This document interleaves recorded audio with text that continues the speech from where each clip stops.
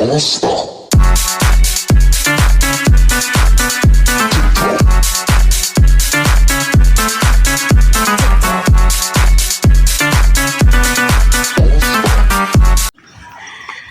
good morning mga Tekalabs, ayan, update loop tayo sa mga pauwian natin kahapon galing ng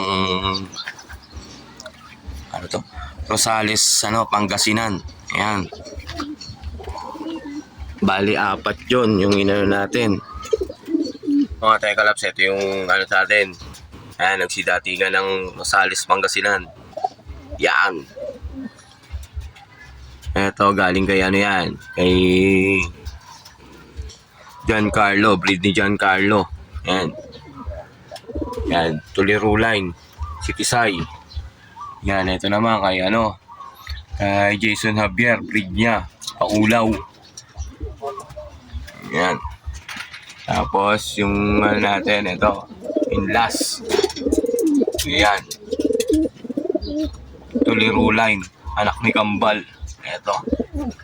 Yung itim niya, ewan ko nangyari, nawala eh.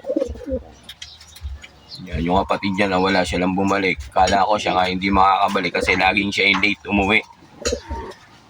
Yan. So yung mga Tekalabs, yung latest update natin sa loop natin, loop ng Satan. Yan. Kasi ito nga pala, nepes natin. Ayan, yung dalawang young bird. Ayan. Yan. Kung sino may gusto, yan, 300 na lang isa, nagmamadali lang. Yan, 300 isa, pero pag dalawa binili, yan, 500 na lang. Mabilisan lang. Okay. Yan, may itlog na yung Tuliro line natin at saka yung Vandenbroek. Yan. Yan. Yan, may similya pareho.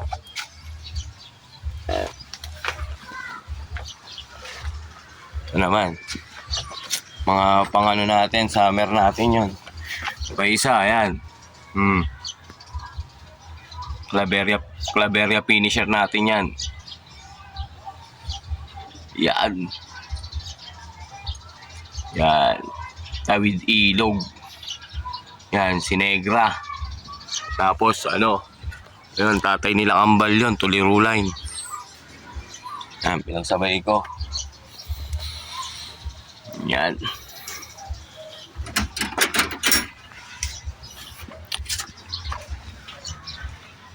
Okay, yung puti natin, kinulong na natin. Ayan, si Bulag, yung ampon natin dito, na hindi na umaalis. Meron pandagit dito pinapakulan ko to, hindi umaano pumapasok sa loop natin. May one eye cold. Ayan. Pagaling na nga nagamot ko din siya pasok kasi sa loop natin, baka makahawa. May one eye cold na, may sipon pa. Hirap na, may bitawan mo, babalik din dito.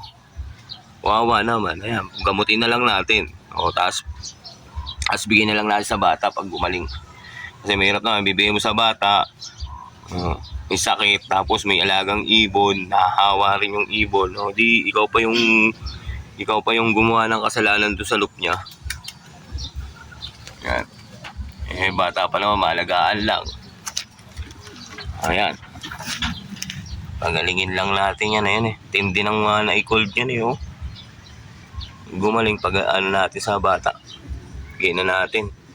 Wala ayaw umalis. Pumapasok sa loop natin, baka mahawa yung mga pliers natin.